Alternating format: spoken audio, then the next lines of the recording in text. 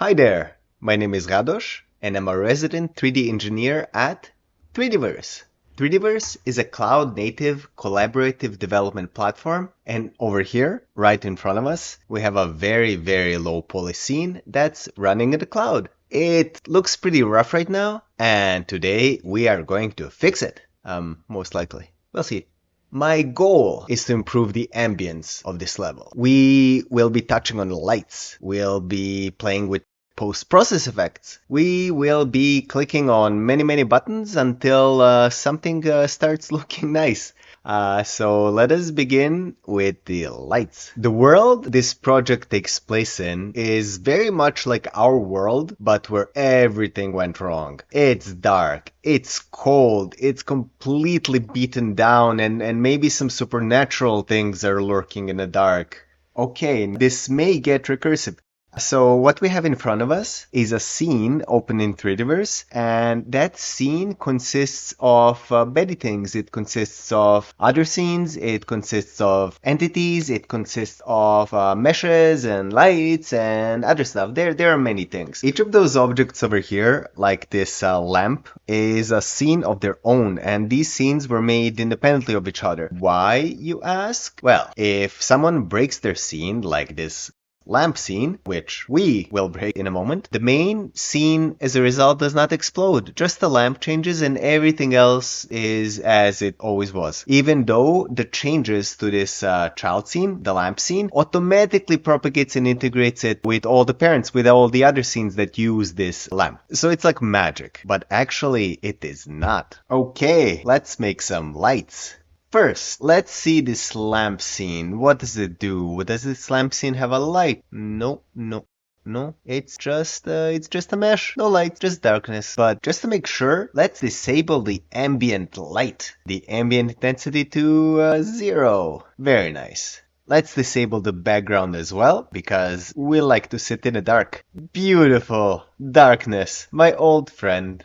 Now everything is black except these glowing bits, which are emissive materials. They're supposed to glow, they're not really glowing. We could turn on the bloom post-process effect, but it's still a hack. They're not really glowing, but that's fine. Okay, yeah, lights. Let's open the light subscene by clicking on this tiny arrow. So now this is where our attention gets split up. The other scene, the main scene, is still open in another tab, and I've added a preview here to see what the changes we do here does to the main scene. To make this poor mesh a lamp, an actual lamp, we need lights, of course. What is my brilliant plan, you ask? Well, thank you. It's 2 spotlights, one pointing up and one pointing down. Instead of those 2 spotlights, I could use a point light that glows everywhere, like it does from a real-world typical light bulb, but that's not as interesting and also not the effect I want to go for. And also, spotlights have more personality. Okay, so let's create an entity with a spotlight component. Name it upwards because I have the creativity of a teapot. Make it point up and turn the intensity to 100. Perfect, it's blinding. Let's increase the cutoff angle too because look at the contrast we're creating. It's beautiful, we can frame this.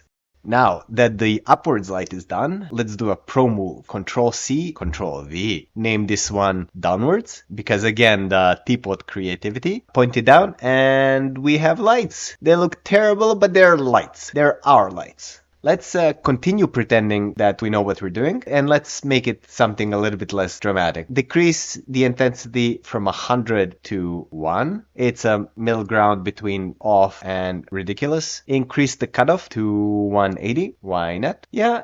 It does look better, but it's questionable. Something is missing. Oh, I know what's missing. Let's also use IES textures. I definitely know what those do. Yeah, something with projections and something with textures, but it's okay. Let's do the same thing to the bottom light because we like symmetry.